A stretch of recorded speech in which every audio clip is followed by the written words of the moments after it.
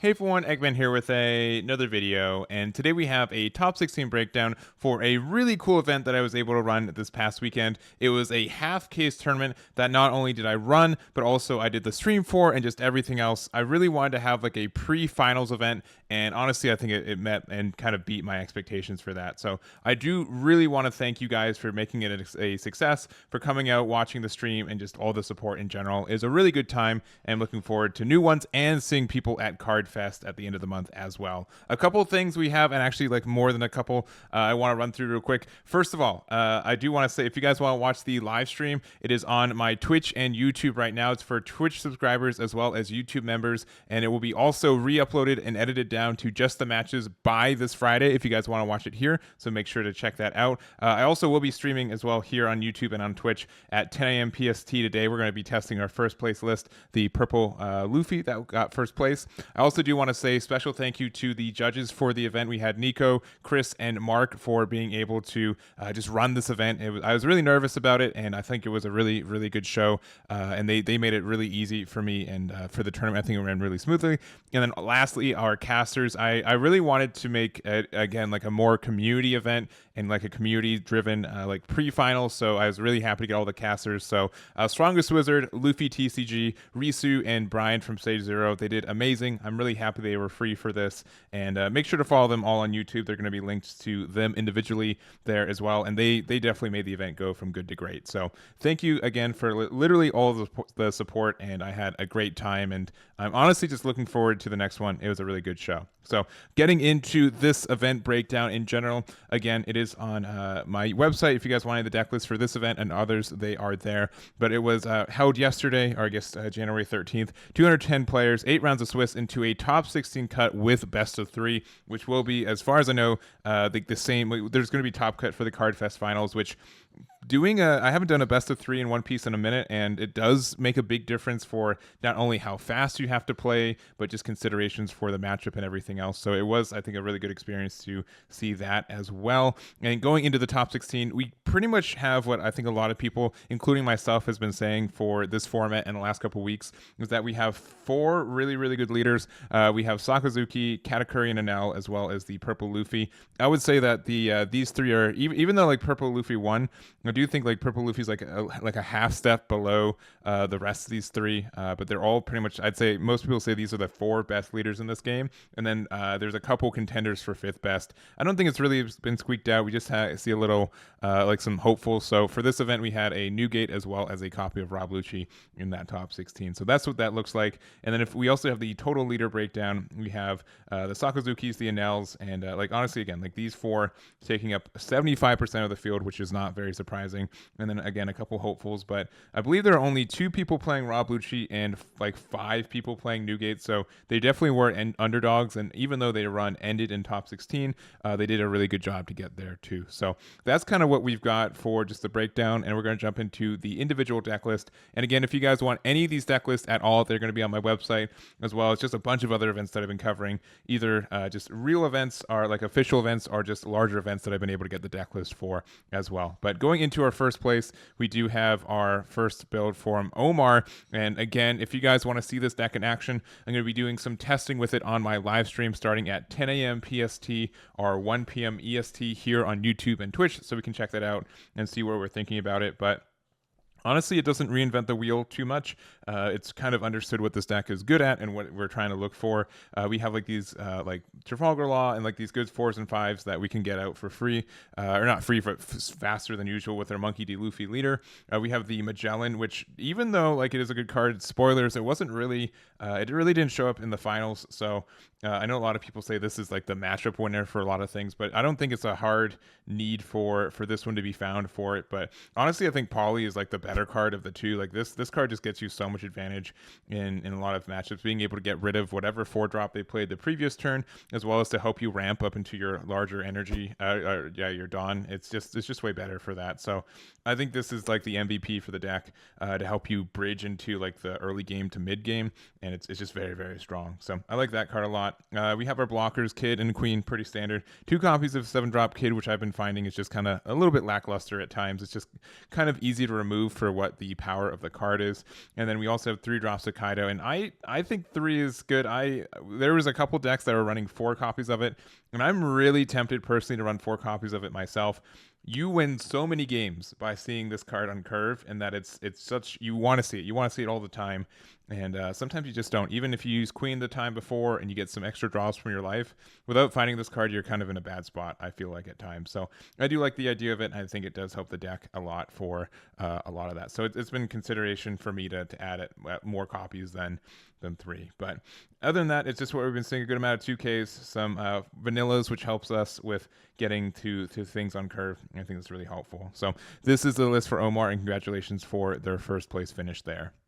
Next up, we have Enel. So this is our second place finish. This is from Michael, and I didn't mention this either, but I do have all of the links for all of a lot of these players if they have socials. If I missed any, let me know, but they are on the website here. So for example, because we also had Dylan Larson, who ended up making a video going over their 6th place finish with Enel, so make sure to check that out. I'm going to have that specifically linked in the description as well for you guys. But I do think that Enel is very strong. It's been a deck that I've been grinding a lot personally in this last week, and I think it's in a really good spot. Michael's got a really specific build with a lot of specific ratios on cards. For example, we have like 3 copies of Sanji, 1 copy of Brule. We have 4 Shirahoshis and 2 Shura, which I personally have been persuaded to get to that one.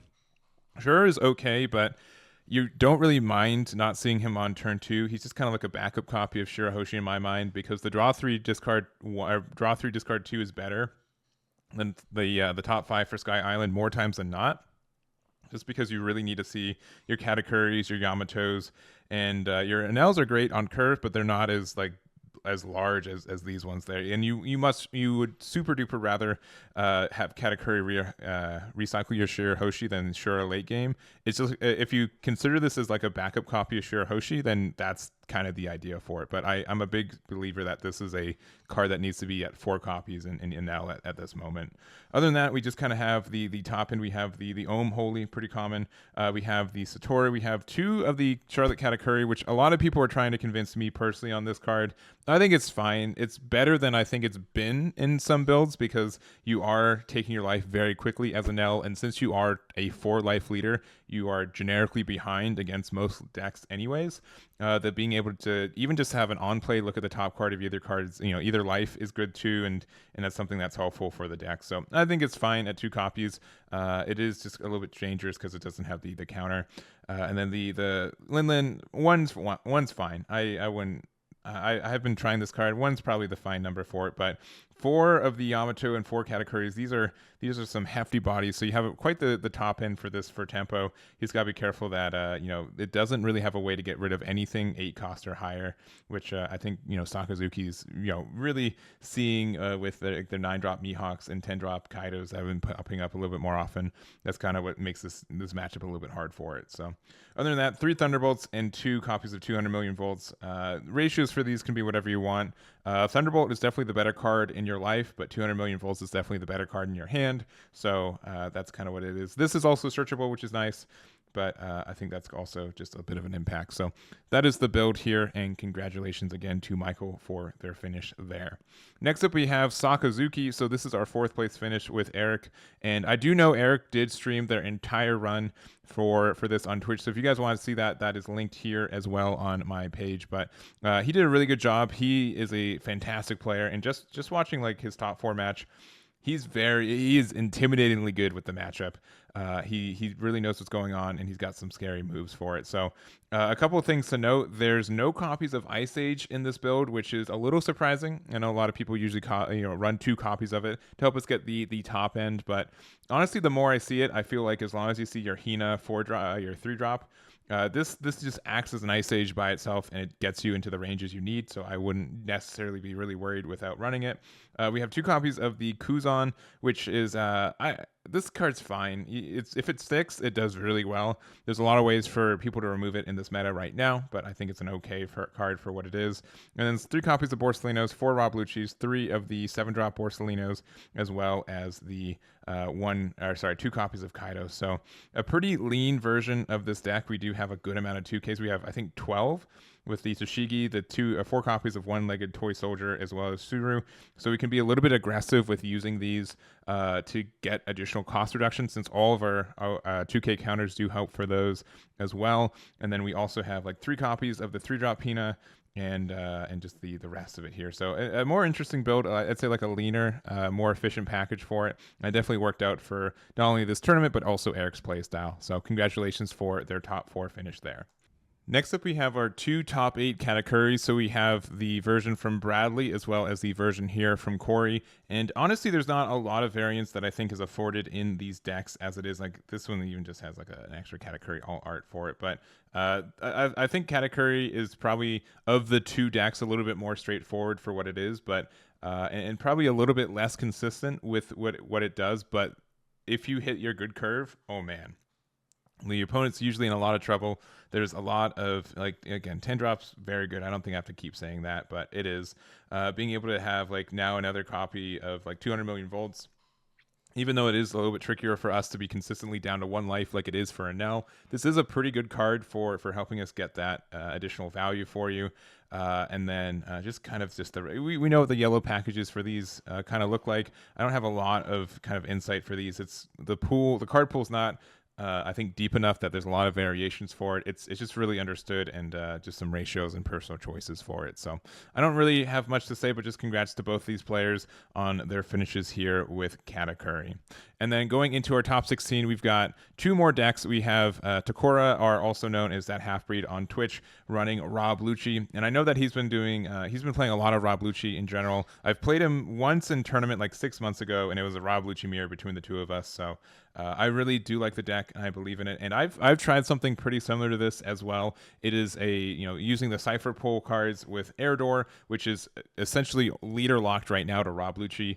But being able to use this card to fill up cards into our trash, as well as being able to play something above curve, is fantastic. This can play some good targets such as the Kumadori, the Rob Lucci, the Kaku, as well as the Bluno. So being able to play those technically a turn early is good. Being able to obviously play Rob Lucci off the top or Kaku. Both these can essentially remove whatever your opponent played previous turn if you played it on curve. And I think that's kind of very strong for it. So definitely more of a tempo deck. You just try to get a lot of advantage, try to get rid of your opponent's cards as you're building your own board. And we're also obviously using like the Rebecca to get some value with either getting a 2K back to your hand, being able to play like a Fukuro, even though this can get removed because it is rested. It's fine. Your opponent has to do something about it. And obviously Hina, since the only issue that I find with this deck is that we have removal, but with the leader and with the card pool itself, it's a little bit tricky to get the cost reduction to get things into range. So having 4 copies of Hina as well as the additional 2 copies of Great Eruption really let us try to get like this Great Eruption for free, helps us get Kaku into range for cards, and then Hina also just being able to play Hina off Rebecca, establish a blocker, get a 3-drop 5K body, that gives something -4, and then you can Rob Lucci something away or Kaku something away. I think those are some really good cards for you too. So I don't have much more to say. Bluno can play. You can do some tricky stuff with Bluno as well, which it gets popped, and then you play Rob Lucci off of it, and then you can use Rob Lucci's effect on play as well, which is kind of neat. So I don't have much more to say, but because big congratulations for that top 16 with Rob Lucci. And then lastly, we do have Newgate from Brandon playing this build, and this is a pretty aggressive build. My guess is that this is more lined up to play against specifically Sakazuki, which based on the card pool and like the leader metagame and everything else is not a bad idea to kind of aim for such a specific matchup. But just very aggressive with the amount of rush cards. In the match that we saw on stream, I felt like he found his Zoros, like all 4 of them every game. Just being able to get that potential chip damage there, which is really good. and I think that's something that helps the deck too. So we have our Luffys, we have our Sanjis, and Portuguese the Ace. So we have, what, 15 rush cards amongst them. Nico Robin's been really good for red to be able to get rid of Rebecca's for very, very cheap, and it is searchable off the Nami, which is cool. And later you can buff it up with Makino to potentially get some damage. We have our 2Ks with our, we actually rank 16 2Ks with Otama, Makino, Sanji, and Brook, which is quite a few. And then some events, including Radical Beam, Guard Point, the Fire Fist, and then also the Kick Course. So I don't have much more to say about this deck. I think this is, again, really targeted for Sakazuki. It can get a lot of advantage for that, but the other matchups can be a little bit tricky if you don't end up being paired up against that. So I don't have much more to say, but just big congratulations to Brandon for their finish there. So that's going to be it for this video. Again, if you guys want any of these deck lists, they are on my website. They have the live streams, again, are on my Twitch and YouTube, and will be re-uploaded for free on YouTube by the end of this week too. So that's going to be it for me. Thank you all again for being part of this event. I really do appreciate it, and I'll catch you all next time.